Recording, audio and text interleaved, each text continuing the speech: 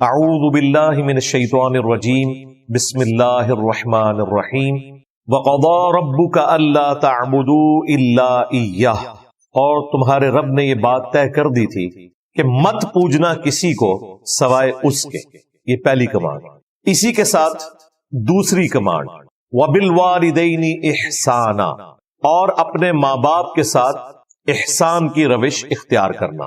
قرآن حکیم میں 5 مقامات ایسے ہیں جن میں توحید کے فوراً بعد ماں باپ کے ساتھ حسن سلوک کرنے کا حکم آیا ہے۔ یہ کوئی معمولی بات نہیں ہے۔ 5 مقامات پہ توحید کے فوراً بعد، سورۃ البقرہ میں، سورۃ الانعام کے اندر، سورۃ النساء کے اندر، سورہ لقمان کے اندر، اور یہ سورہ بنی اسرائیل۔ یہ 5 مقامات ہیں کہ ماں باپ کے ساتھ حسن سلوک کرنا۔ پورے قرآن میں ماں باپ کے حقوق کا بیان جتنا ہوا ان سب کو ایک پلڑے میں رکھیں، اور سورہ بنی اسرائیل میں یہ جو مسلسل 3 آیات ہیں یہ اس سب پر بھاری، اس میں کافی تفصیل کے ساتھ ذکر ہوا ہے۔ انشاءاللہ ہم اس کے ترجمے کو بھی کور کریں گے، اس پہ ٹائم بھی زیادہ لگائیں گے، اس سے ریلیٹڈ احادیث کو بھی انشاءاللہ تعالی میں ڈسکس کروں گا۔ ایک چیز اس میں یہاں پہ سکپ ہے جو کہ باقی جگہوں پر آئی، خصوصاً سورہ لقمان کے اندر، کہ اگر ماں باپ تجھے حکم دیں کہ تو میرے خلاف چلے یا شرک کرے، پھر تم نے ان کا کہنا نہیں ماننا، لیکن ساتھ ہی فرمایا دنیا میں معروف طریقے سے ان کے ساتھ چلنا۔ معروف طریقہ یہ ہے کہ ان کے کھانے پینے کا خیال رکھنا، ان کے رہائش کے پوائنٹ آف ویو سے جو مسائل ہیں انہیں ایڈریس کرنا، بیمار ہو جائیں تو ان کی دیکھ بھال کرنا، یہ دنیا میں معروف طریقے سے چلنا ہے۔ حتیٰ کہ بخاری مسلم میں حدیث ہے، اسماء بنت ابی بکر جو حضرت ابو بکر کی بیٹی ہیں بڑی، ان کی والدہ مشرکہ تھی اور وہ ملنے کے لیے آیا کرتی تھی۔ انہوں نے رسول اللہ صلی اللہ علیہ وآلہ وسلم سے پوچھا کہ میری ماں مشرکہ ہے، کیا میں اس کے ساتھ حسن سلوک کروں؟ تو آپ نے فرمایا دنیا میں معروف طریقے کے ساتھ اس کے ساتھ حسن سلوک کرنا ہے۔ لیکن بسا اوقات اس حسن سلوک میں ایگزیجریشن آ جاتی ہے۔ اکثر جذباتی قسم کی آپ کو تقریریں سننے میں ملیں گی کہ جی ماں باپ کے کہنے پہ تو بیوی کو بھی طلاق دے دینی چاہیے۔ اگر ماں باپ کے کہنے کے اوپر بیوی کو طلاق دینی ہے تو پھر تو شادی کرنے کی ضرورت ہی نہیں۔ اس کی وجہ ہے کہ یہ ہو ہی نہیں سکتا کہ شادی کے بعد ساس کا اور بہو کا کنفلکٹ نہ آئے، پھر تو ہر گھر میں طلاق عام ہونی چاہیے۔ پھر تو قرآن و سنت میں یہ تعلیمات ہونی چاہیے کہ شادی کرو اور پہلے ہی ہفتے طلاق دے دو، لیکن قرآن و سنت میں تو بالکل اس کے اپوزٹ باتیں ملتی ہیں۔ اس کا مطلب یہ ہے کہ یہ چند ایک جعلی روایتوں سے بعض لوگوں نے جو مسائل اخذ کیے، یا اکا دکا جو صحیح روایتیں بھی ہیں، وہ روایتیں بھی وحی کی تائید کے ساتھ، جس طرح عبداللہ ابن عمر کے بارے میں آتا ہے کہ ان کی بیوی کے ساتھ حضرت عمر کا کنفلکٹ تھا اور انہوں نے کہا اسے طلاق دے دو، انہوں نے نہیں دی، نبی الاسلام کے پاس آئے تو نبی الاسلام نے کہا کہ ٹھیک ہے تم طلاق دے دو۔ اب نبی صلی اللہ علیہ وآلہ وسلم کو تو وحی کی تائید حاصل ہے، وہ اگر کسی سے فرما رہے ہیں تو وہ صرف زبانی کلامی نہیں کہہ رہے، اس چیز کو نبی الاسلام نے کہیں مشروع نہیں فرمایا، ورنہ حدیثیں یوں ہوتی کہ جب ماں باپ تمہیں طلاق دینے کا کہیں تو فوراً اپنی بیوی کو طلاق دے دو، تو پھر سب سے پہلے تو سارے صحابہ کرام بغیر بیویوں کے بیٹھے ہوتے، کیونکہ یہ کنفلکٹ تو شروع سے چل رہا ہے، اور جوائنٹ فیملی سسٹم میں یہ نیچرل ہے۔ اس کے الٹ ضرور ملتا ہے، قرآن میں بیوی کے ساتھ، بچوں کے ساتھ، ماں باپ کے ساتھ حسن سلوک کا ذکر ہے، طلاق کو آخری درجے تک اوائڈ کرنے کا ذکر موجود ہے، اور احادیث میں تو جس طریقے سے کھول کھول کر نبی الاسلام نے بیان فرمایا اس کے بعد تو گنجائش نہیں رہتی۔ بخاری مسلم میں حدیث ہے، عورت مرد کی ٹیڑھی پسلی سے پیدا ہوئی ہے، اسے سیدھا کرنے کی کوشش نہ کرو ورنہ اسے توڑ بیٹھو گے، اور اسے طلاق دینا اسے توڑنا ہے۔ اس کا مطلب ہے نبی الاسلام نے کہا کہ نہیں توڑنا اسے، اس میں الفاظ ہیں اس سے نفع حاصل کرو، اسے سیدھا کرنے کی کوشش نہ کرو، یعنی توڑنے کی کوشش نہ کرو، یعنی کہ طلاق دینے کی کوشش نہ کرو۔ یہ حدیث بخاری میں بھی ہے، مسلم میں بھی۔ مسلم شریف میں تو اتنی حیران کن حدیث ہے، نبی الاسلام نے فرمایا شیطان کا تخت پانیوں پہ لگا ہوا ہے، شام کے وقت سارے چیلے آ کے اسے رپورٹ کرتے ہیں آج ہم نے فلاں شخص سے فلاں گناہ کروایا، فلاں شخص سے فلاں گناہ کروایا۔ شیطان خوش نہیں ہوتا، بڑا بڑا گناہ وہ گنواتے ہیں، بدکاری کا، چوری کا۔ ایک چیلا آ کے کہتا ہے آج میں نے میاں بیوی کے درمیان جدائی کروا دی، شیطان اسے گلے لگا لیتا ہے کہ اصل کام تو نے کیا ہے۔ اس حدیث کی روشنی میں کیا یہ بات فٹ ان بیٹھتی ہے کہ ماں باپ کے کہنے پہ بیوی کو طلاق دے دی جائے؟ اسلام تو کہتا ہے جینوئن ریزن بھی ہو تب بھی آپ نے طلاق کو اوائڈ کرنا ہے. قرآن میں آیا کہ اگر عورت بے حیائی کرے تو سب سے پہلے اسے بستر سے الگ کرو. اس سے بڑی تو کوئی بات نہیں ہو سکتی سورۃ النساء میں. پھر بھی صحیح روش اختیار نہ کرے تو اسے مارو، وہ بھی وحشیوں کی طرح نہیں مارنا، صرف چھوٹے بچوں کو جس طرح ڈانٹ ڈپٹ کی جاتی ہے اس میں بھی چہرے پہ مارنے سے منع کیا، ہڈی پسلی توڑنے سے منع کیا، ایک سازش کے طور پہ. اس سے بڑی کیا چیز ہو سکتی تھی؟ نبی الاسلام نے منع فرمایا. صحیح مسلم میں حدیث ہے کوئی بھی مؤمن اپنی مؤمنہ بیوی سے بغض نہ رکھے. صحیح مسلم میں ایک اور حدیث ہے دنیا برتنے کی جگہ ہے اور سب سے بہترین اگر کوئی متاع ہے دنیا کا تو نیک بیوی ہے. بخاری اور مسلم دونوں میں حدیث ہے میں اپنے بعد تمہارے لیے سب سے بڑی آزمائش تمہاری عورتیں چھوڑ کر جا رہا ہوں، یعنی ان کے ساتھ حسن سلوک کرنا ہے، یہ تمہاری ذمہ داری ہے. یہاں پر ہمارے پنجاب کے معاشرے میں بوڑھے لوگ جن کے ساتھ نوجوانوں کی دوستیاں ہوتی ہیں وہ انہیں شادی سے پہلے پٹی پڑھا دیتے ہیں کہ اپنی بیویوں کو دبا کے رکھنا، کیونکہ انہوں نے یہی کچھ کیا ہوتا ہے اور اینڈ رزلٹ آپ لوگوں کے سامنے پوری زندگی میاں بیوی لڑتے رہتے ہیں. یعنی آپ پرانے جو بوڑھے بابے ہیں نا ان کو دیکھیں نا تو سکون سے نہیں گھر میں رہتے. اسی طریقے سے وہ میاں بیوی جو پوری زندگی اکٹھے نہیں رہے ہوتے، بڑھاپے میں جب ریٹائرمنٹ کے بعد مرد گھر واپس آتا ہے کچھ عرصے بعد آپ طلاق سن لیتے ہیں. یہ عام آپ نے سنا ہوگا، یہ خصوصاً فوجیوں میں بہت ساری طلاقیں اس طرح کی ہو جاتی ہیں کیونکہ انہیں ساتھ رہنے کی عادت نہیں ہوتی اور بڑھاپے کے وقت اب دونوں کی ہڈیاں اپنی جگہ فکس ہو چکی ہیں، کوئی پیچھے ہٹنے کے لیے تیار نہیں ہے. وہ طلاق ہو جاتی ہے اور وقت پڑ جاتا ہے بچوں کو. ماں کو بھی انہوں نے سنبھالنا ہے، باپ کو بھی سنبھالنا ہے اور ایک جگہ نہیں رکھنا. ظاہر ہے وہ نامحرم ہو گئے ایک دوسرے کے لیے. یہ بہت بڑی آزمائش. یہ وہ ریئل ٹائم پرابلمز ہیں جو لوگ ہم سے آ کے ڈسکس کرتے ہیں اور کہتے ہیں نہیں کیا کریں مصیبت بن گیا آخری وقت میں ہمارے ماں باپ ہمارے لیے. وہ آپس میں غصے میں الجھے ہیں اور طلاق کر کے تو مصیبت ہماری جان کو ڈال دی ہوئی ہے. سب کے پاس تو فائنینشیل ریسورسز ایسے نہیں ہوتے نا کہ وہ ماں باپ کو الگ الگ مکانوں میں رکھ سکیں. یہ ایک عذاب والی صورتحال شروع ہو جاتی ہے کیونکہ ساتھ رہنے کا تجربہ نہیں ہوتا. کورونا کے دنوں میں آپ نے نہیں سنا تھا کتنے لوگوں کی طلاقیں ہو گئی یورپ امریکہ میں، کیونکہ پہلے تو مصروف رہتے تھے ایک دوسرے کے ساتھ، بس اتنا ہی ریلیشن شپ تھا کہ بچوں کے پوائنٹ آف ویو سے کوئی تھوڑی بہت ڈسکشن ہو گئی یا جاب کے پوائنٹ آف ویو سے یا کھانے پینے کے موقع پہ. جب ساتھ پورا دن گزارنا پڑا تو دونوں ہی ڈان ہیں، عورتیں بھی ڈان ہیں اور ان کے ہسبینڈ بھی ڈان بنے ہوئے. اور at the end of the day Europe میں تو یو کے اندر کئی ایک میں نے یعنی مین ٹی وی چینلز کے اوپر خبریں دیکھی ہیں کہ کئی مردوں کو ان کی بیویوں نے مارا ہے. یہاں تو زیادہ تر مرد مارتے ہیں نا، وہاں زیادہ تر عورتیں مارتی ہیں. اور وہ کورونا کے دنوں میں جب لاک ڈاؤن چل رہا تھا، شکر ہے وہ لاک ڈاؤن ختم ہوا اور بعد میں زندگی نارملائز ہوئی. اسی طریقے سے بخاری شریف سے ایک حدیث پیش کی جاتی ہے کہ حضرت ابراہیم علیہ السلام جب حضرت اسماعیل علیہ السلام کی غیر موجودگی میں ان کے گھر آئے ملنے کے لیے تو ان کی بیوی کے ساتھ انٹریکشن ہوا، یعنی اپنی بہو کے ساتھ. واپسی پہ جاتے ہوئے انہوں نے کہا کہ جب اسماعیل آئے تو اسے میری طرف سے پیغام دینا ہے کہ اپنے گھر کی چوکھٹ بدل لے. تو جب حضرت اسماعیل علیہ السلام واپس آئے ان کو میسج دیا ان کی بیوی نے تو انہوں نے طلاق دے دی اپنی بیوی کو، یعنی وہ کوڈ ورڈز میں بات کی تھی. بھائی حضرت ابراہیم علیہ السلام خلیل اللہ ہے، انہوں نے کوئی اندازہ نہیں لگایا تھا، ان کے پاس غیبی خبر تھی. غیبی خبر کے بغیر اٹکل پچو چلانا یہ نبی کی تو شان ہی نہیں ہے. اس طرح کے واقعات سے یہ پریسیڈنٹ سیٹ کرنا کہ آپ لوگوں کو یہ ترغیب دلائیں کہ ٹھیک ہے جی ماں باپ اگر خوش نہیں ہے تو بیوی کو طلاق دے دو، اس کو سمجھنے کے لیے بڑی آسان بات ہے. جو یہ مشورہ دیتا ہے نا اسے کہا جائے کہ اگر تیری بیٹی کو تیرا داماد اپنے ماں باپ کے کہنے پہ طلاق دے تو وہ کانوں کو ہاتھ لگائے گا، کہے گا نہیں ظلم ہے. تو جس کے لیے تم کوشش کر رہے ہو وہ بھی تو کسی کی بیٹی ہے. دنیا میں آپ نے ایشوز کو ریزالو کرنا ہے نا، اپنے آپ کو اس کی جگہ پہ رکھ کے دیکھیں، پھر آپ کو بڑی آسانی سے سمجھ آ جائے گی کہ اس وقت یہ بندہ زیادتی کر رہا ہے یا واقعی یہ بیچارہ مظلوم ہے، اسے بات سمجھ نہیں آ رہی.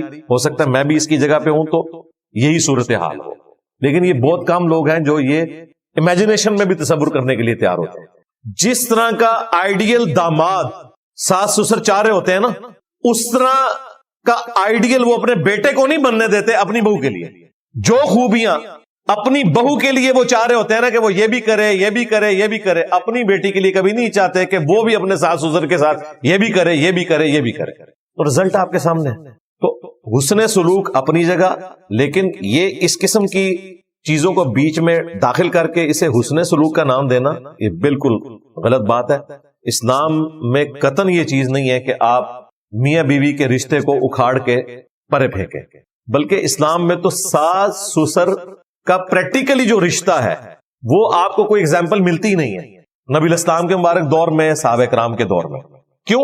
وہاں ضروریات کم تھی، جیسے ہی شادی ہوتی تھی ایک خیمہ الگ سے لگ جاتا تھا نئی فیملی کا، وہ الگ ہو جاتے تھے، یوں لڑائی جھگڑے بھی کم ہوتے تھے. حسن سلوک اپنی جگہ جاری ہے، وہ ذہن میں رکھیے گا. وہ بیٹے کی ذمہ داری ہے، اس نے اپنے ماں باپ کے ساتھ حسن سلوک کرنا ہے. بیمار ہو جائیں گے ان کی خدمت کرے گا، ان کے کھانے پینے کا، رہائش کا بندوبست کرے گا، یہ اس نے کرنا ہے. وہ اس کی اپنی ذمہ داری اپنی جگہ موجود ہے. اس لیے ان آیات کو بیان کرتے وقت تصویر کا دوسرا رخ بیان کرنا ضروری ہے. اب آ جائیں ماں باپ کے حقوق کی طرف. 5 مقامات پہ، جن میں سے ٹاپ آف لسٹ یہ مقام ہے. ایک چیز اس میں مینشن نہیں ہوئی تھی، سورہ لقمان میں آئی تھی کہ شرک کا کہیں تو پھر ان کا کہنا نہیں ماننا، وہ امپلائڈ تھا. وہ تو بخاری مسلم میں حدیث ہے کہ خالق کی نافرمانی میں مخلوق کی اطاعت نہیں کی جا سکتی، سیدھی سی بات. لیکن پھر بھی انصاف کا تقاضا تھا، میں یہاں پہ کراس ریفرنس دیتا. باقی جتنی تفصیل کے ساتھ یہاں ماں باپ کے ساتھ حسن سلوک کا ذکر ہے، اتنی تفصیل نہ سورہ البقرہ میں آئی، نہ سورۃ النساء میں، نہ سورۃ الانعام میں، نہ سورہ لقمان میں، جو یہ 5ویں مقام میں آئی. ایک چیز 5 مقامات پہ کامن ہے کہ توحید کے بعد سب سے پہلے اللہ تعالیٰ نے ماں باپ کے ساتھ حسن سلوک کا ذکر کیا اور فرمایا کہ ماں باپ کے ساتھ حسن سلوک کرو. وبالوالدین احسانا، اور اس میں بھی خصوصاً اما یبلغن عندک الکبر، اگر یہ تمہارے سامنے بڑھاپے کی حالت کو پہنچ جائیں، احدہما او کلاہما، وہ دونوں یعنی ماں اور باپ دونوں یا ان میں سے کوئی ایک، فلا تقل لہما اف، تو انہیں اف بھی نہ کہنا. یہ محاورتاً بات ہے، عربی زبان میں سب سے ہلکی بات یہی تھی، اف. جس طرح ہم پنجابی میں غصے کے اظہار کے لیے کہتے ہیں یہ عربی میں اف ہے. یہ بھی کہنے کی اجازت نہیں ہے، اف بھی نہ کہنا. اور خصوصاً بڑھاپے کا ذکر اس لیے ہوا کہ بڑھاپے میں جا کے ماں باپ بچوں والی عادتوں کا شکار ہو جاتے ہیں. باتوں کو بار بار ریپیٹ کرنا، اس میں سننے والے کے لیے کوف بھی ہوتی ہے لیکن اس کو برداشت کرنا ہے. انہیں اف بھی نہ کہنا. میں نے تو اس میں جو سب سے آسان ذریعہ ڈھونڈا ہے نا بچنے کا، وہ یہ ہے کہ آپ جتنی مختصر گفتگو کریں گے اتنے ہی گستاخی کے چانسز کم ہو جائیں گے. جتنی زیادہ گفتگو کریں گے اور اس میں پھر معاملات کھلتے چلے جائیں تو اس میں پرابلم زیادہ کھڑی ہوتی ہے. ٹو دی پوائنٹ معاملات کو لے کے چلیں تو یہ چانسز کم ہو جائیں گے. ادروائز ظاہر ہے انسان ہے، انسان کو دوسرے انسان کی ایکٹیویٹیز کے اوپر غصہ آ ہی جاتا ہے. وہ آگے ذکر بھی آ جائے گا کہ اس طرح کبھی ہو جائے گا. اگر تم بدنیت نہیں ہو نا، جان بوجھ کے ایسا نہیں کر رہے، تو اللہ تعالیٰ بخشنے والا مہربان ہے. انٹینشنلی کوئی گستاخی کی نیت نہ ہو، وہ تو پھر قابل گرفت ہے، اس کے اوپر تو کوئی چھٹکارے والی بات نہیں. لیکن حد الامکان کوشش کرنی ہے کہ اگر وہ دونوں بڑھاپے کی حالت میں دونوں یا دونوں میں سے ایک پہنچ جائیں تو انہیں اف بھی مت کہنا، ولا تنہرہما، اور انہیں مت جھڑکنا. اب یہ ہمیں ویسے آکورڈ لگ رہا ہوتا ہے کہ ماں باپ کو کون جھڑکتا ہوگا، لیکن یہ ٹی وی پہ آپ دیکھ لیں کس طریقے سے خبریں آتی ہیں، ویڈیوز بنی ہوئی ہیں. مار رہے ہیں ماں باپ کو، گھر سے نکال دیتے ہیں، اولڈ ایج ہاؤسز میں رکھوا دیتے ہیں. یورپ امریکہ میں اگر رکھواتے ہیں تو مار پیٹ کے نہیں رکھواتے، وہاں کوئی مارنے کا سوچ بھی نہیں سکتا. وہاں پرابلم الگ ہے کہ وہ ذمہ داری اٹھا نہیں سکتے، اور وہ اپنی جگہ جسٹیفائی ہیں کیونکہ ان کے ماں باپ نے بھی بچپن میں ان کے ساتھ اسی قسم کے سلوک کیا ہوتا ہے. وہ اپنی لائف بھرپور گزار رہے ہوتے ہیں اور پہلن میں بس کبھی اسکول بورڈنگ اسکول میں داخل کروا دیا، پھر جب وہ کہتے ہیں اب ہم ان کو اسکول میں داخل کروائیں گے. ہمارے سب کانٹیننٹ کے معاشرے میں جو ماں باپ کا ایک گہرا رشتہ ہے اپنی اولاد کے ساتھ، تن من دھن لگا دیتے ہیں. جتنے بھی آپ کو کامیاب لوگ نظر آ رہے ہیں ان کے پیچھے آپ کو سب سے زیادہ کنٹریبیوشن ان کے ماں باپ کی نظر آتی ہے، فائنینشیل بھی، اخلاقاً بھی، ہر لحاظ سے. تب وہ کسی مقام کے اوپر پہنچتے ہیں. یہاں تو معاملہ ڈفرینٹ ہے. یہاں تو یعنی پھر وہ جسٹیفائی ہے یہ چیز کہ اولاد کا کام ہے کہ ماں باپ کے ساتھ حسن سلوک کرے. وہاں کا معاملہ ایک ڈفرینٹ ہے. تو جھڑکنا بھی نہیں، وَقُلْ لَهُمَا قَوْلًا كَرِيمًا، اور ان کے ساتھ بات نرمی کے ساتھ کرنی ہے، رسپیکٹ کے ساتھ کرنی ہے. وَاخْفِضْ لَهُمَا جَنَاحَ الذُّلِّ مِنَ الرَّحْمَةِ، اور اپنے بازو کندھے جھکا کر رکھنے ہیں عاجزی کے ساتھ. یعنی اس کو لفظی ترجمہ تو یہ ہے کہ اپنے پروں کو بچھا کے رکھنا ہے، جیسے ایک ماں بچوں کی حفاظت کرتی ہے یا ایک مرغی اپنے چوزوں کو اپنے پروں کے نیچے لیتی ہے، اس طریقے سے ماں باپ کے ساتھ بڑھاپے میں سلوک کرنا ہے. جناح الذل من الرحمہ، رحمت کے ساتھ. وَقُلْ رَبِّ ارْحَمْهُمَا كَمَا رَبَّيَانِي صَغِيرًا، اور ان کے حق میں یہ دعا کرنی ہے کہ اے رب ہمارے ان دونوں پر رحم فرما جس طرح انہوں نے بچپن میں مجھے پالا تھا۔ یہ دعا یاد ہونی چاہیے، تشہد میں پڑھیں، آگے پیچھے پڑھیں اپنے ماں باپ کے لیے، رب ارحمہما کما ربیانی صغیرا، اے رب ہمارے ان دونوں پر رحم فرما جس طرح بچپن میں انہوں نے ہمیں پالا تھا۔ اس کو اگر جمع کے صیغے سے پڑھیں مزید، رب ارحمہم کما ربیانی صغیرا، اے رب ہمارے ان تمام پر رحم فرما۔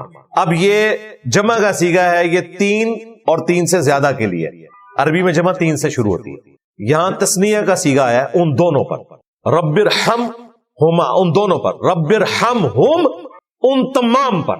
اس کو جمع کے صیغے سے بدلیں گے تو اس میں آپ اپنے دادی دادا نانی نانا وہ بھی سارے شامل ہو جائیں گے، اور یہ سنت ہے کہ جمع کے صیغوں کے ساتھ دعا کی جا سکتی ہے۔ نبی علیہ السلام کی کئی دعائیں ہیں جو سنگولر کے صیغوں کے ساتھ ہیں، اور صحابہ کرام نے انہیں جمع کے صیغوں کے ساتھ پڑھا ہے۔ بعض اوقات تو نبی علیہ السلام نے بھی ان کو جمع کا صیغہ کر دیا، جس طرح اللہم اجرنی من النار احادیث میں آیا ابو داؤد کے اندر، ہم اسے جمع کے صیغے کے ساتھ پڑھتے ہیں اللہم اجرنا من النار، یا حی یا قیوم برحمتک استغیث، الف کے ساتھ حمزہ سے پڑھیں گے تو سنگولر کا صیغہ ہے، نون کے ساتھ پڑھیں گے برحمتک نستغیث تو جمع کے صیغہ ہو جائے، اللہم اہدنی فی من ہدیت سنگولر کا صیغہ، اللہم اہدنا فی من ہدیت پلورل کا صیغہ۔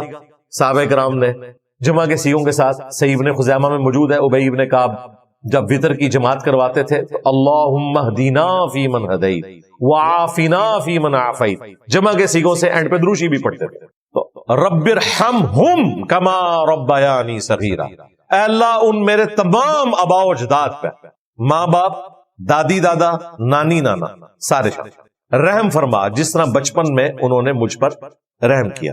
کتنی بیسٹ دعا ہے، یعنی ان کے احسانات کا بدلہ تو ہی دے سکتا ہے۔ دوسرا، ماں باپ کے دل میں شفقت وہ بھی تو اللہ ہی نے ڈالی ہے، اولاد کے دل میں بھی شفقت اللہ ہی ڈالے گا اپنے ماں باپ کے لیے، اللہ ہی شفقت ڈالنے والا ہے، بلٹ ان تو اس نے رکھی ہوئی ہے، لیکن اسے ایگزیکیوٹ کرنا یہ نصیب والوں کا حصہ ہے۔ یہ دعا یاد رکھیں۔ دوسری دعا جو حضرت ابراہیم علیہ السلام نے کی تھی، رب اجعلنی مقیم الصلاۃ ومن ذریتی ربنا وتقبل دعاء ربنا اغفر لی ولوالدی وللمؤمنین یوم یقوم الحساب، سورہ ابراہیم میں آتی ہے، اور اس کا بیسٹ موقع ہے تشہد میں۔ بخاری مسلم میں حدیث ہے، جب تشہد پڑھ چکو، دروشی پڑھ چکو، جو چاہو اپنے رب سے مانگو، اس میں آپ یہ دعائیں شامل کر روزانہ، میں تو الحمدللہ ڈیلی پڑھتا ہوں، یہ سب سے بیسٹ موقع ہے۔ اسی طریقے سے قنوت وطر کے بعد بھی جو دعائیں آپ پڑھتے ہیں مزید صحابہ کرام سے ثابت ہیں، ان میں یہ شامل کریں۔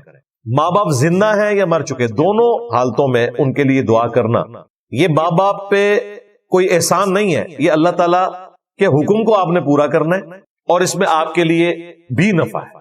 ساتھ ہی ساتھ اپنے بیوی بچوں کے لیے بھی دعا کریں، وہ بھی قرآن میں سورہ الفرقان میں سکھائی گئی، ربنا هب لنا من ازواجنا وذریاتنا قرۃ اعین وجعلنا للمتقین اماما، اے رب ہماری بیویوں میں اور ہماری اولاد میں ہماری آنکھوں کی ٹھنڈک بنا دے، یعنی ان کے اعمال ایسے ہوں کہ میری آنکھیں ٹھنڈی ہوں، اور ہمیں پرہیزگار لوگوں کا امام بنا، پرہیزگار لوگوں کا فور فادر آباء و اجداد ہمیں بنا دے، یعنی ہماری نسل میں بھی سب لوگ پرہیزگار ہوں۔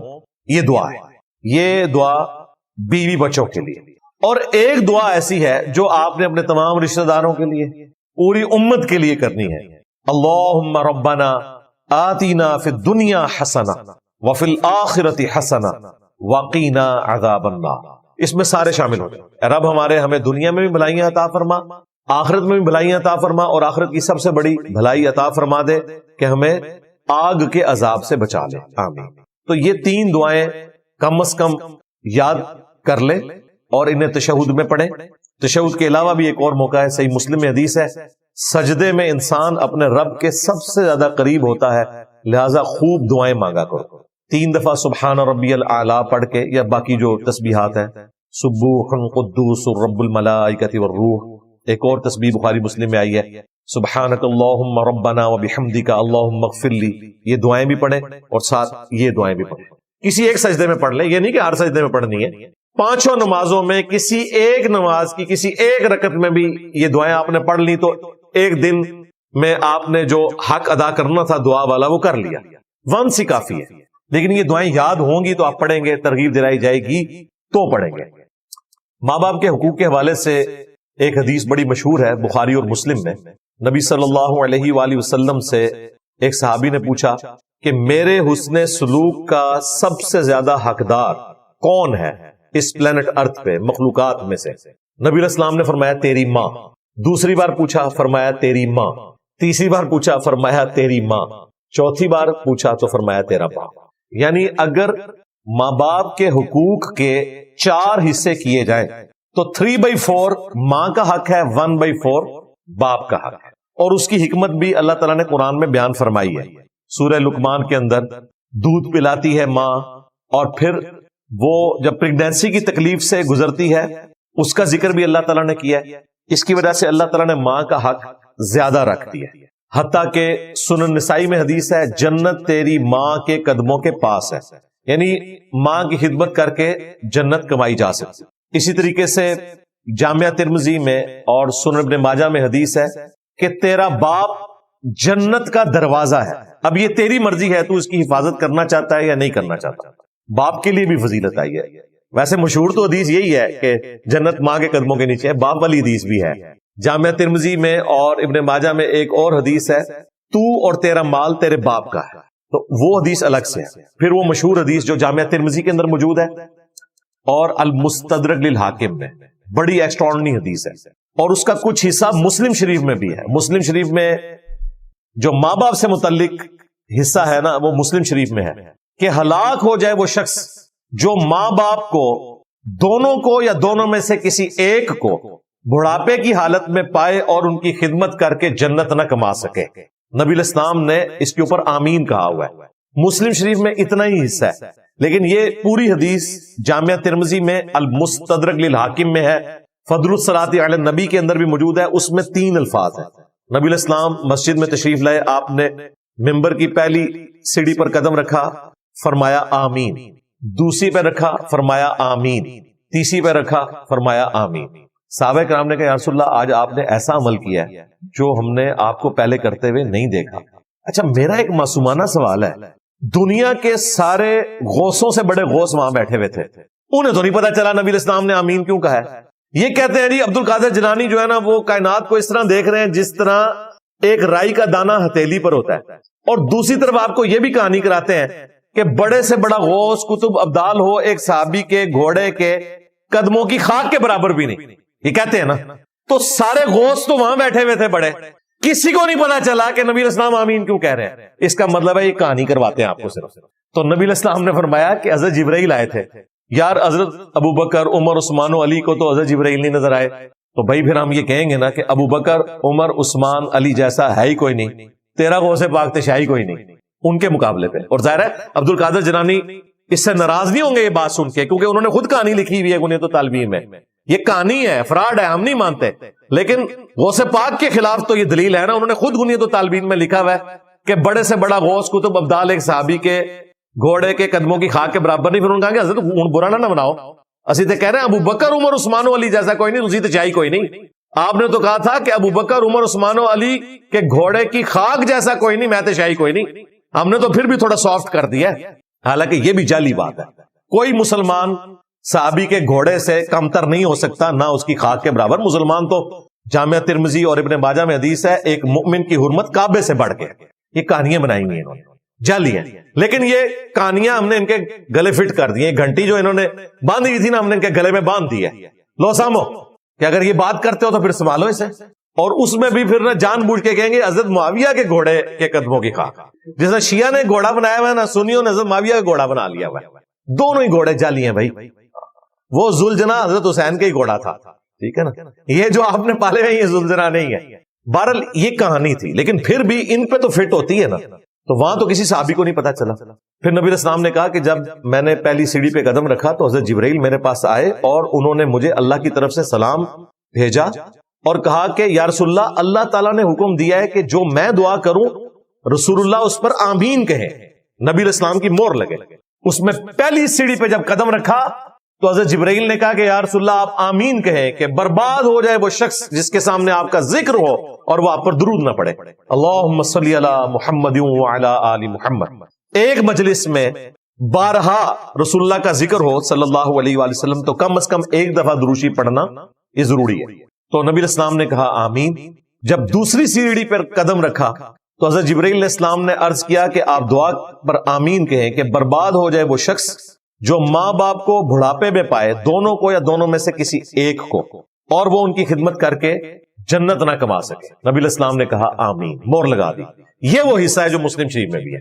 اور تیسری سیڑھی پر جب قدم رکھا تو حضرت جبرائیل علیہ السلام نے عرض کی کہ آپ آمین کہیں کہ برباد ہو جائے وہ شخص جو رمضان مبارک کا مہینہ پائے اور وہ اپنی مغفرت نہ کروا سکے. نبی علیہ السلام نے کہا آمین.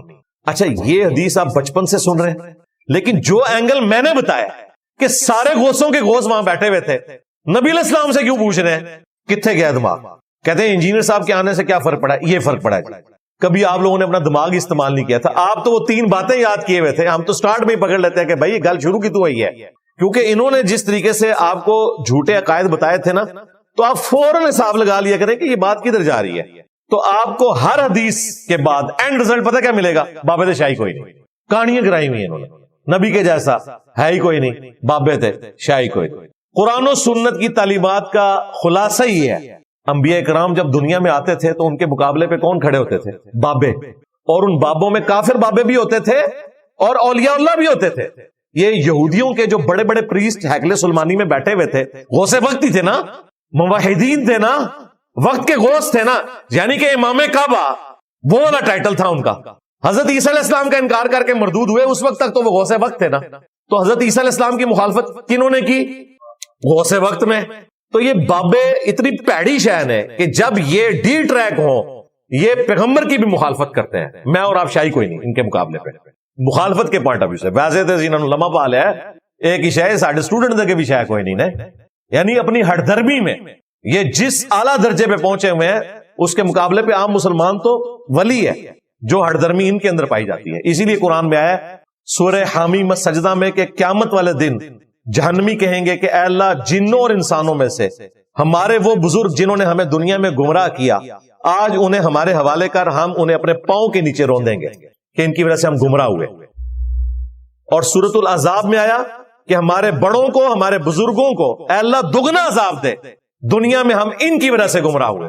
حقیقت بات ہے، ہم تو دنیا میں اس وقت یقین کریں ان کے لیے بدوائیں نکلتی ہیں کہ جن کے ساتھ لگے ہوئے تھے یہ تو ہمیں جہنم میں پھینکنے لگے تھے، آخرت میں تو آپ غصے کو چھوڑ دیں کیا ہوگا. ادھر ہی جس کے اوپر توحید کھلتی ہے نا، جسے قرآن و سنت کا تعارف ہوتا ہے، وہ کہتا ہے یا اللہ انہوں نے بیڑا غرق کر، انہوں نے ساڑھے ماں پیوں کو گمراہ کیتا، انہوں نے ماں پیوں کو گمراہ کیتا. آپ ذرا امیجن کریں کتنے لوگ ہماری لائف سٹریم میں آ کے رو رہے ہوتے ہیں کہ جی ابا جی اسی طریقے سے شرک کرتے ہوئے مر گئے، ہم کنہیں بدوائیں دیں اپنے بزرگوں کو، ان کے اوپر قنوت نازلہ پڑھیں. خوش نصیب ہیں وہ لوگ جنہوں نے اپنے ماں باپ کو مرنے سے پہلے اللہ کی توفیق سے دعوت دے کے حق پر لانے میں وہ کامیاب ہوئے ہیں اور جہنم میں جانے سے بچا لیے. جن کے تو مر چکے ہیں ان سے پوچھیں وہ کس تکلیف میں، وہ تو کہتے ہیں کہ انہوں نے لمحہ پاواں گے، ٹوٹے ٹوٹے کرواواں گے انہوں نے اپنے سامنے. سورۃ الاعراف میں آئے کہ جب کبھی بھی کوئی جہنم میں داخل کی جائے گی نا امت، تو وہ کہے گی کہ اے اللہ ہمارے بزرگوں کو دگنا عذاب دینا جن کے پیچھے چل کے ہم گمراہ ہوئے تھے. اللہ تعالیٰ فرمائے گا تمہارے لیے بھی دگنا ہے اور تمہارے بزرگوں کے لیے بھی دگنا ہے، کیونکہ تم بھی تو آنے والوں کے لیے بزرگ بنے ہوئے ہو نا. یہ آج جو علماء کے نام اتنے احترام سے لیتے ہیں، کیوں لے رہے ہوتے ہیں؟ کل کو انہوں نے بوڑھا ہونا ہے نا تو ان کے نام بھی احترام سے لیے جائیں.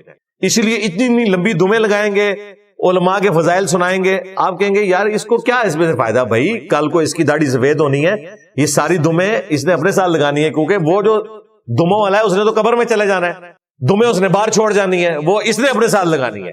تو وہ پہلے تیار کر رہا ہوتا ہے آپ کو کہ اگلی باری میری ہے. اور وہ میں نے آپ کو بتایا نا کہ جو نیا آتا ہے نا اپنا لچ فرائی کر کے جاتا ہے. تصوف میں قادری سلسلہ ایگزسٹ ہی نہیں کرتا تھا، یہ جنیدیہ سلسلہ تھا. علی بن عثمان حجویری بھی کشف المحجوب میں جنیدیہ سلسلہ لکھتے ہیں اسے، کیونکہ وہ بھی سلسلہ جنیدیہ میں تھے.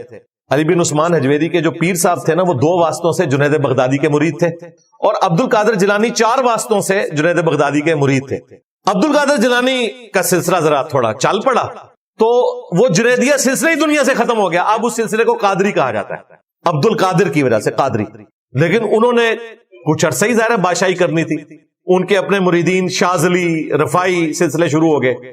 سب کانٹیننٹ میں آئے تو اعلی حضرت نے اپنی نسبت چلا دی رضوی.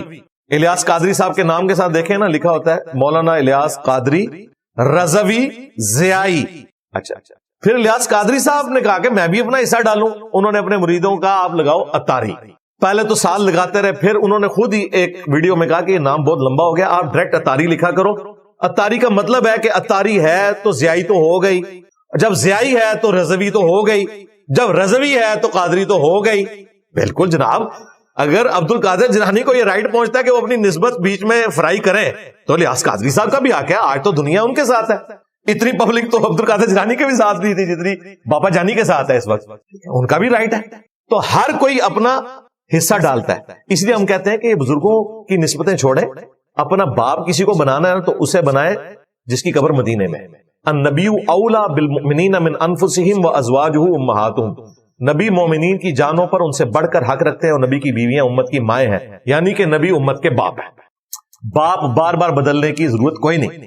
اور دیکھیں بدبخت کتنے ہیں, 4 جو ٹاپ کے اولیاء تھے نا, امت کے نہیں اس کائنات کے ٹاپ کے اولیاء, ابو بکر عمر عثمان و علی. اگلی امتوں میں بھی یہ 4 بندے ان کے اصحاب سے بھی افضل ہیں. ان کے نام کا آپ کو کوئی سلسلہ نہیں نظر آ رہا. کہیں آپ نے سنا ہے سلسلہ صدیقیہ؟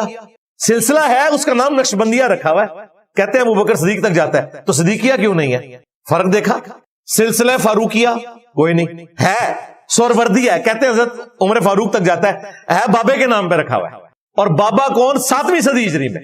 عثمانیہ کوئی نہیں, ان تک تو سلسلہ بھی کوئی نہیں جاتا, وہ اتنی مظلوم ہستی ہیں. اور حضرت علی تک قادری اور چشتی سلسلے جاتے ہیں, لیکن نام کیا ہے؟ عبد القادر جیلانی پہ 6 صدی ہجری میں, 7ویں صدی ہجری میں معین الدین چشتی. علوی نہیں ہے اس سلسلے کا نام. کتنی حیران کن بات ہے. اس طرف کبھی نہیں کسی کا دماغ گیا. اس کا مطلب ہے ان تک جاتے ہی نہیں, انہوں نے سب کچھ جعلی بنایا ہوا ہے. ان بڑی ہستیوں کے ساتھ اپنے آپ کو منسوب کر دیا, اپنے آپ کو اونچا کرنے کے لیے. جس طرح یہاں پہ بھی لوگ منسوب تو کر دیتے ہیں. آپ دیکھیں کتنے وثوق کے ساتھ میلاد کے جلسوں میں نعرے لگاتے ہوئے نظر آئیں گے. اسی جلسے میں آپ بخاری مسلم سے نماز کا طریقہ بتائیں تو نفرت ہو جائے گی انہیں. پہلے لگ رہا ہوگا نبی علیہ السلام کے لیے جان دے دینی ہے, نبی علیہ السلام کے لیے یہ ہاتھ نہیں اٹھا سکتے رب الیدین میں, جان کی تو دینی ہے انہوں نے. وہ سارا بزرگ پرستی کا معاملہ چل رہا ہے. تو ہمارے روحانی باپ وہ ہیں جن کی قبر مدینے میں صلی اللہ علیہ وآلہ وسلم. اب آپ اپنے ان والدین کی طرف واپس آ جائیں جن کا ذکر یہاں پہ ہو رہا تھا. والد جن کو اللہ تعالیٰ نے ذریعہ بنایا ہے آپ کے دنیا میں آنے کا, ان کے لیے آپ یہ ٹرم استعمال کرتے ہیں والد اور والدہ. لیکن ماں اور باپ یہ ٹرم خالہ کے لیے بھی یوز ہو سکتی ہے اسلام میں, چچا کے لیے, تایا کے لیے یہ ٹرم یوز ہوتی ہے. صحیح مسلم میں حدیث ہے چچا باپ کی مثل ہوتا ہے. تو باپ کا ورڈ چچا پر بھی بولا جاتا ہے, ماں کا ورڈ خالہ پر بھی بولا جاتا ہے. والدہ ایک ہی ہے. ماں وہ بھی ہے جس نے آپ کو بیٹی دی ہے, باپ وہ بھی ہے جس نے آپ کو بیٹی دی ہے, اپنی پالی اس نے ہے, حوالے آپ کے کر دیے. بڑا مشکل کام ہے, یقین کریں جب تک آپ کی اپنی بیٹی نہ ہو آپ کبھی احساس کر ہی نہیں سکتے کہ دنیا کا مشکل ترین کام ہے کوئی شخص اپنی بیٹی جوان کر کے کسی کے حوالے کر. یقین کریں میری اپنی بیٹی ماشاءاللہ اب جوان ہوئی ہے تو مجھے اب زیادہ اس چیز کا احساس ہونا شروع ہوا ہے کہ یار یہ کتنا مشکل کام ہے. تو وہ بھی ماں باپ ہیں جو آپ کو بیٹی دیتے ہیں, لیکن وہ والد اور والدہ نہیں ہے, ماں باپ ہے. ماں اور باپ کی ٹرم بولی جا سکتی ہے ان کے اوپر. استاد بھی آپ کا باپ ہے, والد نہیں ہے. باپ تو ہے, اس نے آپ کو سکھایا, ٹیچر ہے آپ کا, روحانی باپ. اور سب سے بڑی روحانی شخصیت نبی صلی اللہ علیہ وآلہ وسلم کی ذات ہے. باقی ہمیں کوئی حرج نہیں ہے آپ اماموں کے ساتھ بھی عقیدت رکھیں. یقین کریں ہم امام بخاری امام مسلم کے ساتھ وہ عقیدت رکھتے ہیں جو شاید ہم اپنے ماں باپ کے ساتھ بیوی بچوں کے ساتھ بھی نہ رکھتے ہوں. عقیدت کی میں بات کر رہا ہوں. محبت تو ایک نیچرل ہے, وہ تو آپ ارن نہیں کر سکتے. عقیدت آپ ارن کرتے ہیں. میرے دل میں جو عقیدت ان اماموں کے لیے ہے وہ اپنے ماں باپ بیوی بچوں کے لیے بھی نہیں ہے کہ اللہ کی نسبت سے ہم ان سے محبت رکھتے ہیں. چلیں یہ تو آپ کو مشکل ہو جائے گا سمجھنا. ہم حضرت ابو بکر عمر عثمان و علی کے ساتھ جو عقیدت رکھتے ہیں وہ اپنے ماں باپ سے بڑھ کے رکھ رہے ہوتے ہیں, اس لیے کہ انہوں نے نبی علیہ السلام کے ساتھ وفا کی. ان اماموں نے بھی وفا کی. اس اعتبار سے یہ سارے ہمارے روحانی باپ ہیں. ٹھیک ہے, ہمیں کوئی حرج نہیں ہے. لیکن جب تم بابوں کو رسول اللہ کے مقابلے پہ کھڑا کرتے ہو, پھر اپنی نسبتیں ان کے ساتھ جوڑتے ہو, پھر ان کے ناموں کے اوپر 4 مسلح کعبے میں ڈال دیتے ہو, 1517 سے 1917 تک, اور ان اماموں بیچاروں کو پتہ ہی نہیں ہے کہ ان کے نام کے اوپر انہوں نے امت کو توڑا. تو پھر ہمیں تکلیف ہوتی ہے کہ یار کہ کیا ظلم کیا. قرآن میں تو آیا تھا وَاتَّخِذُوا مِن مَّقَامِ إِبْرَاهِيمَ مُصَلَّى, ابراہیم کے کھڑے ہونے کی جگہ کو مصلی بناؤ. ظالموں, تم نے 400 سال تک امام کعبہ کو مقام ابراہیم سے محروم رکھا. وہ 4 مصلوں کی تصویر ہم نے دکھائی ہے نا, محروم ہے کیونکہ وہ لڑتے تھے کہ یار یہاں پہ تو ہم نے کھڑا ہونا ہے, سب سے افضل امام تو وہ ہوتا نا جو وہاں پہ کھڑا ہوتا. انہوں نے کہا ٹھیک ہے چاروں مبارک کرو. مقام ابراہیم چھین لیا امام کعبہ سے, اس کو چھوڑ کے باقی 4 جگہ انہوں نے مصلے ڈالے. وہ اللہ تعالیٰ نے ان کے مصلے غرق کیے. ورلڈ وار 1 کے جہاں نقصانات ہوئے, سب سے بڑا فائدہ یہ ہوا ہے کہ سلطنت عثمانیہ کی بدعت ختم ہوئی ہے, اور جو ایک سمجھ لیں عجم کی امپائر تھی وہ عرب کی امپائر میں کنورٹ ہوگی, سعودی عرب کی شکل میں. کافروں کے ہاتھ میں نہیں گیا مکہ مدینہ, لیکن یہ جو اس میں سے فائدہ ہوا کہ مقام ابراہیم پہ کھڑا ہو گیا امام کعبہ, اور وہ 4 مصلے اٹھ گئے. یہ بہت بڑی اللہ کی طرف سے ایک نعمت ہوئی ہے. ورنہ جس طرح آج میڈیا کا دور ہے, اس وقت کافروں کے ہاتھ میں سب سے بڑی اگر کوئی کوڑا ہونا تھا نا مسلمانوں کے خلاف, انہیں کہنا تھا یہ ہے جی جو کہتے ہیں جی ہمارا قرآن ایک, نبی ایک, اللہ ایک. انہیں کہنا تھا تکو کعبے 4 مصلے جے. اگر قرآن اللہ نبی ایک ہے تو یا تو 4 نمازیں ہو رہی ہے, کدی نماز صحیح ہے. آپ نے کہنا تھا ساروں کی صحیح ہے, پرانی کہانیاں. انہیں کہنا تھا سارا نہیں صحیح ہے, 4 کے کھلانے کی ضرورت ہے, ایک کھڑا کرو یا 4 رکھ لو. پہلے سارے فجر کی نماز ایک کے پیچھے پڑھے, پھر سارے زور کی نماز دوسرے کے پیچھے. یہ بھی نہیں, پیرلل میں. وہ اللہ نے ان کی بدعت ختم کی. ان 400 سالوں میں ان کا فخر تھا کہ جی ہم اجماع امت ہیں. ان کتنے گیا اجماع؟ اجماع تو مر گیا, ختم ہو گیا. تو الحمدللہ ہمارے روحانی باپ وہ ہیں جن کی قبر مدینے میں صلی اللہ علیہ وسلم, اور ہر وہ شخص ہمارا روحانی باپ ہے جو ہمیں رسول اللہ کی بات بتائے صلی اللہ علیہ وسلم. خواب و خلفائے راشدین ہوں, اہل البیت ہوں, ثقہ تابعین ہوں, تبع تابعین ہوں, قیامت تک آنے والے وہ لوگ جو رسول اللہ صلی اللہ علیہ وآلہ وسلم کا راستہ دکھائیں گے, ان کی قدموں کی خاک ہماری آنکھوں کا سرما.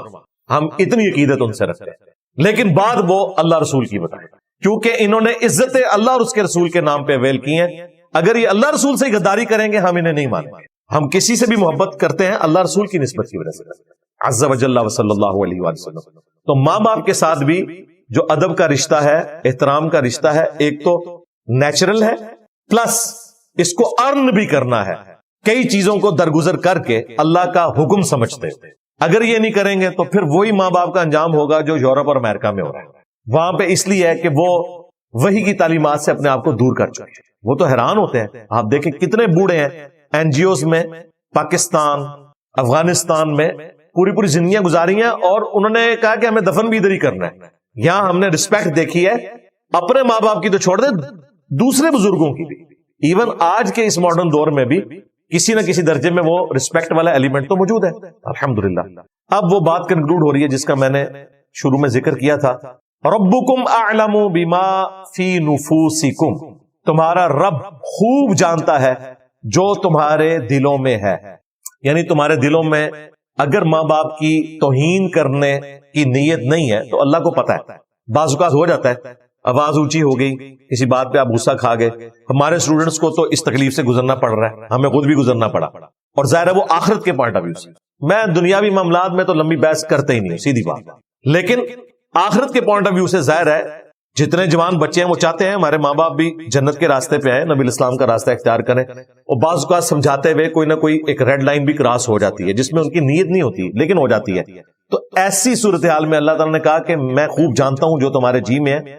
ان تکونوا صالحین, اگر تم صالح ہوئے, نیکوکاری کی روش تم نے اختیار کی, تمہارے اندر بدنیتی والا معاملہ نہیں تھا, فَإِنَّهُ كَانَ لِلْأَوَّابِينَ غَفُورًا, تو بے شک اللہ تعالی رجوع لانے والوں کی توبہ قبول فرمانے والا ہے, توبہ کرنے والوں کو بخشنے والا ہے. یعنی اگر کبھی انجانے میں اس طرح کا کوئی معاملہ ہو جائے فوراً اللہ کی طرف رجوع لاؤ, اور ظاہر اللہ کی طرف بھی رجوع لانا ہے اور ماں باپ سے بھی معذرت کرنی ہے, ایک نیچرل چیز. حقوق العباد کا معاملہ اللہ تعالیٰ اس صورت میں معاف کرتا ہے جب مخلوق سے بھی معافی مانگی جائے. اب ایسی صورتحال ہو سکتی ہے کہ کسی کے ماں باپ فوت ہو گئے, جس طرح سنن نبی داؤد میں حدیث ہے, ایک شخص نے کہا کہ میری ماں فوت ہو گئی ہے تو کیا کروں, تو آپ نے فرمایا اپنی خالہ کے ساتھ اس نے سلوک کرو. بعض روایتوں میں ہے اپنے چچا کے ساتھ اس نے سلوک کرو, اپنے باپ کے دوستوں کے ساتھ اس نے سلوک کرو. یہ صحیح الاسناد حدیث میں ہے. سب سے بڑی بات ان کے لیے دعا کرو, اور اگر فوت ہو چکے ہیں تو ان کی طرف سے صدقہ اور خیرات کیا جائے. بخاری میں حدیث ہے، سعد ابن عبادہ کہتے ہیں کہ میں سفر پہ تھا، میری ماں پیچھے سے فوت ہو گئی، میں نبی علیہ السلام کی خدمت میں حاضر ہوا اور کہا کہ یا رسول اللہ میری ماں فوت ہو گئی، میں سفر پہ تھا، اب میں اپنی ماں کے لیے ایسی